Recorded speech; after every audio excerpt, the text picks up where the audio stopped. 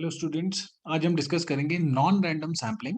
So different types of sampling techniques which are present under non random sampling.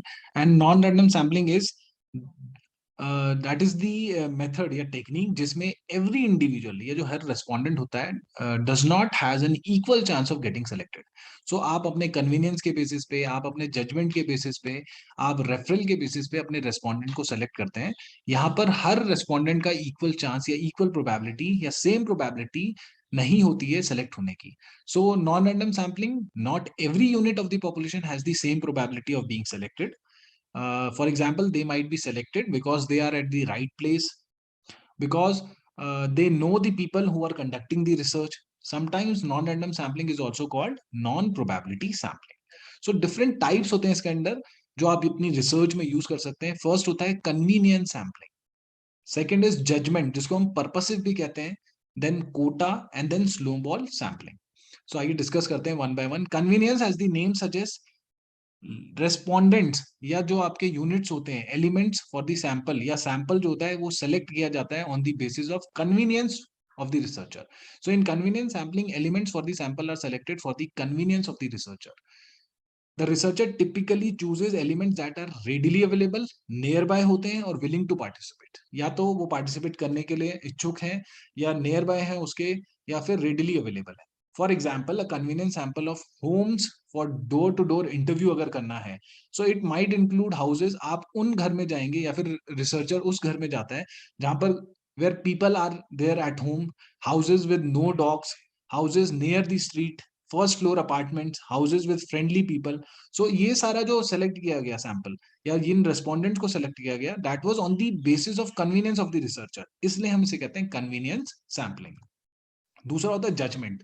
इसमें जो आप respondent select करते हैं, that is on the basis of judgement of the researcher, कि researcher को लगता है कि ये रेस्पोंडेंट्स या ये category of respondents would be a good representative और ये एक बढ़िया रिप्रेजेंटेटिव सैंपल होगा, ये पॉपुलेशन को रिप्रेजेंट कर पाएगा. सो पूरी जजमेंट जो होती है that is on the basis of judgement of the researcher. So जो सैंपल सेलेक्ट किया जाता है that was chosen by the judgement of the researcher. So sometimes ethical professional researchers might believe, कुछ प्रोफेशनल रिसर्चर्स होते हैं, they select a more representative sample than the random process. So कभी आपको लगता है कि जो रैंडमली अगर हम यूज करेंगे तो वो एक रिप्रेजेंटेटिव सैंपल जो होगा वो रिप्रेजेंटेटिव नहीं हो पाएगा पॉपुलेशन के, then you take your judgement. So you take the sample on on your judgement, that is called, then it is called judgement sampling. इसको पर्पसिव सैम्पलिंग भी कहते हैं हम. सो एक one of the limitation is कि यहाँ पर biasness आ सकती है. जैसे the sampling error can not be determined objectively, आप सैम्पलिंग एरर को डिटरमाइन नहीं कर सकते हैं. अदर प्रॉब्लम जो है that is with judgement sampling, the researcher tends to make errors of judgement in one direction. The systematic errors lead to what are called biases. So कभी कभी जो जजमेंट होती है रिसर्चर की, it can be wrong, so then और it can lead to biasness. So no one kind of respondent can be selected, आप एक ही तरह के रेस्पोंडेंट को ले लें और वो एक ही तरह का आंसर दें, सो बायसनेस आ सकती है आपके आंसर्स में. तो ये कुछ लिमिटेशन है जजमेंट सैम्पलिंग की. फिर आता है कोटा सैम्पलिंग. कोटा जो है that is very much similar to stratified. जैसे स्ट्रैटिफाइड में आप स्ट्रैटा बनाते थे, लेकिन उन स्ट्रैटा से भी आप रैंडमली सेलेक्ट करते थे. जैसे मेल फीमेल बनाया तो उसमें भी रैंडम सैम्पलिंग आप यूज करेंगे, लेकिन यहां पर भी आप क्या बनाते हैं, आप कोटा बनाते हैं. स्ट्रैटा जो होते हैं, it can be on the basis of age group, age group के बेसिस पे, जेंडर के, रीजन के बेसिस पे आप स्ट्रैटा बनाएंगे, लेकिन उन स्ट्रैटा से आप रैंडम सैम्पलिंग नहीं करेंगे. सो आप रैंडमली चूज नहीं करेंगे, तो वो जब आप रैंडम सैम्पलिंग नहीं करते हैं स्ट्रैटा से, तो वो बन जाती है quota sampling. So, certain population subclasses such as age group, gender, geographic relation are used as strata. However, instead of randomly sampling from each stratum, the researcher uses a non-random sampling method to gather data from one stratum until the desired quota of sample is filled. So, आप random sampling नहीं करते हैं strata से, तो इसलिए उसे हम कहते हैं quota sampling. जनरली इसमें क्या होता है कि आप filter questions यूज करते हैं. In quota sampling, an interviewer would begin by asking a filter question. So, if the respondent represent a subclass whose quota has been filled, the interview would terminate the interview. So, once आपके पास particular सब class के respondents आ गए हैं, तो आप अपने interview या फिर जो भी डेटा कलेक्शन है उसको आप स्टॉप कर देते हैं. एग्जाम्पल यहां पर हम देखते हैं. Suppose a researcher want to stratify the population into owners of different type of cars. Different types of car owners identify कर रहे हैं, but fails to find any list of Toyota van owners. Toyota van owners की list नहीं मिली है। Through quota sampling, the researcher would proceed by interviewing all car owners and casting out non-Toyota van owners until the quota of Toyota van owners is filled. So आप कैसे करेंगे? आपके पास कोई list नहीं है टोयोटा कार ओनर्स की जिनके पास Toyota की कार है, तो आप कोटा सैम्पलिंग यूज कर सकते हैं। एक फिल्टर क्वेश्चन लगाएंगे सबसे पहले कि आपके पास टोयोटा कार है या नहीं। अगर है तो आप प्रोसीड करेंगे, और जब तक आपका वो डेटा फिल हो जाता है, जितने रेस्पॉन्डेंट आपको चाहिए थे, उसके बाद you can stop with your data collection.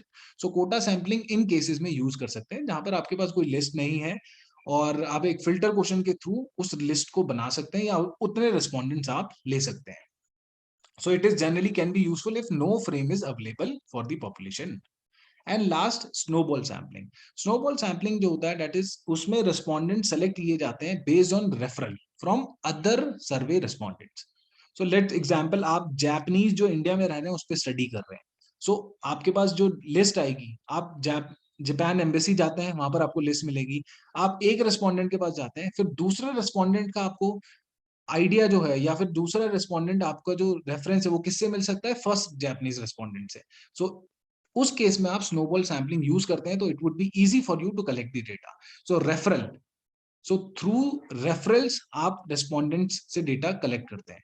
The researcher identifies a person who fits the profile of the subject wanted for the study, and the researcher then ask this person for the names and location of others. तो आप referral के through जब अपना data fill करवा रहे हैं, respondent identify कर रहे हैं, then you are using snowball sampling.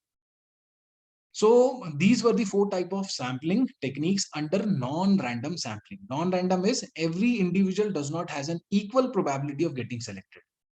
So इसमें कन्वीनियंस सैम्पलिंग यूज कर सकते हैं, आप जजमेंट कर सकते हैं, कोटा कर सकते हैं, स्नोबॉल सैम्पलिंग कर सकते हैं। कोटा जो होता है that is very much similar to stratified, but यहाँ पर रैंडम सैम्पलिंग यूज नहीं होती है वंस यू मेक स्ट्रैटा या स्ट्रैटम। एंड अब डिफरेंस की बात करें या कौन सा जनरली हम यूज करते हैं, तो ये कुछ साइटेशन है, आप अपने रिसर्च में यूज कर सकते हैं कि in reality non probability sampling is more frequently employed and more likely appropriate in field research, field work research. So as per Bryman and Bell, so non-random sampling is generally more used when you are doing fieldwork research. Studies with humans as subject are less likely to involve random sampling. So as per Pollitt and Back, studies with human, आप अगर consumer behaviour पे बात कर रहे हैं, so it more जो studies होती हैं जो ह्यूमन से डील करती हैं as a subject, they less likely to involve random sampling, तो मतलब नॉन रैंडम सैम्पलिंग ज्यादा यूज करते हैं। A carefully controlled non probability sampling can provide valid and meaningful results. तो समटाइम्स आपको ये कहा जाता है कि नॉन रैंडम सैम्पलिंग या नॉन प्रोबेबिलिटी सैम्पलिंग आपको एक मीनिंगफुल रिजल्ट नहीं देगा, लेकिन कुछ जैसे कूपर एंड शिल्डर के हिसाब से केयरफुली कंट्रोल्ड अगर आप करें नॉन रैंडम सैम्पलिंग को, it can give you meaningful results. These are some more citation which you can include. जैसे Phillips and Tybalt have long argued that representativeness is inappropriate when the goal of research is rigorous theory testing. So जरूरी नहीं है आपको sample बिल्कुल representative होना चाहिए आप जब थ्योरी टेस्टिंग की बात कर रहे हैं। And a non-probability sample is deemed more fitting when the purpose is to test the proposed theoretical assumption. So आप जब टेस्ट करना चाह रहे हैं कोई assumption को, so non-probability sample is deemed to be more fitting. It is better. So there are some literature, these are the few literature which supports non-probability sampling. तो ऐसा नहीं है कि आप random sampling ही use करें अपनी research में, you can use non-probability sampling also, and these are the literature which will support your you're choosing the non-probability sampling, why you have chosen non-probability sampling. So that is all for today. Thank you so much.